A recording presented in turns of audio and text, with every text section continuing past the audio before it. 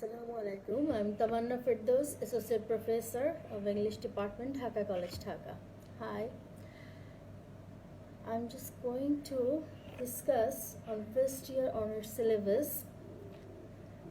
Actually, mainly on you have a poem in your syllabus by Dylan Thomas, that is Fern Hill.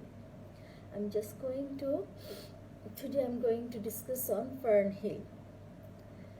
You know, I have discussed a little bit about Dylan Thomas in our earlier classes that he was a Welsh poet. Okay, he was born in 1914 and he was died such an early age, that is 1953. So his full name is Dylan Marlise Thomas. His literary movement he occupied the literary movement of modernism. He has been a conventional poet since his poem appeared in 1933. His works is not easily categorized. He has been oftenly described as a surrealist, Dadaist, primitive Welsh bird, and of course there is a kind of touch of metaphysical movement in his poetry also. Perhaps the most frequent attack to Thomas is in 20th century. He was attached to the 20th century romanticism. Though I have told you that he is a surrealist, you should know about there are some kind of school of thoughts in literary arena. The first year students is quite tough on your part to know everything about the literary movements, but partially you should know what is surrealism. Surrealism is a cultural movement which developed in Europe from World War I and influenced by Dadaism. That means that is the abstractism. Okay, this movement is recognized for its visual artworks and writing, as well as its uncommon imagery. So what is the main theme?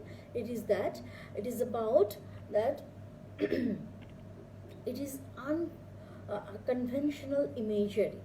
Here in Fern Hill, we'll also find out his own created, that is Dylan Thomas's own created imageries he used in his poem.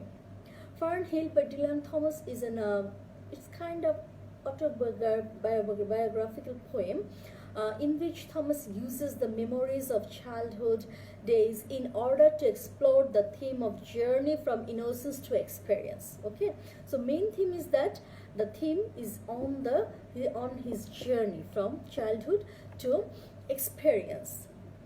When you'll gone through the first students, I told you that you should keep your text when you are going through this lecture. You should have your textbook. It is quite tough on a virtual class that I should gone through whole the text. Okay, it is a long narrative poem. Okay, the theme of Fern Hill is actually stated in last two lines of this poem. The theme: the time held me green and dying, though I sang in my chains like the sea. That means the innocence of childhood shelters the child from the realization of time that erodes or destroys everything, and death comes for everyone. Okay, so we should have started our life as a child, and we should gradually just have our wisdom. We should ripen, and we should just going forward to our death. So it is a life cycle here. Okay, and Thomas's poetry is usually divided into three stages. There is three stages here. In first period, where his poems are quite complex and obscure to his readers. Okay, but in the second phase, when it was the time for World War II, okay, his text shapes, his poetry actually takes on more human and personalized dimension. Okay, that is the personal ground. In the human and personalized ground, he has created his own poetry in the second phase. And in the third phase, what he did, he just wrote down the poetry like Fern Hill. Okay, that is the last period of his writing. Thomas produced longer narrative poems in his last period. Sometimes it is compared to Wordsworth's nature poetry. Okay, sometimes if you gone through the text, you'll find out that in the first stanza is talking about he was young and easy under the apple boughs. That means that now as I am young and easy, okay, easy under the apple boughs. That means that he's too much short because he was infant and he is under the apple boughs. The tree is not very big. So he is talking about his starting of his childhood. Though you know that Fern Hill, it is named after a house owned by his aunt and uncle. Okay, and it is a farmhouse and where he had gone to spend his vacation. Okay, childhood vacation in there, and that was all the memory related with Fern Hill and around its surroundings, around its nature. I will just going to gradually just telling you stanza by stanza, not totally line by line. Okay, I'm just going to discuss on it. Stanza 1 to 3, we find out that in the poem, the speaker fondly then remembers his days on Fern Hill, the farm actually, and he wonders the happy innocence of his childhood. The first time of Fern Hill says, the first line of Fern Hill, it says that now I was young and early, easy under the apple boughs, which indicates that the speaker is an adult when he was speaking, but in that time he was not adult. The first stanza is full of pastoral images that like apple boughs, starry skies, trees and leaves and other natural objects. You should know, you should have an idea about the literary terms like imagery. Do you know what is imagery?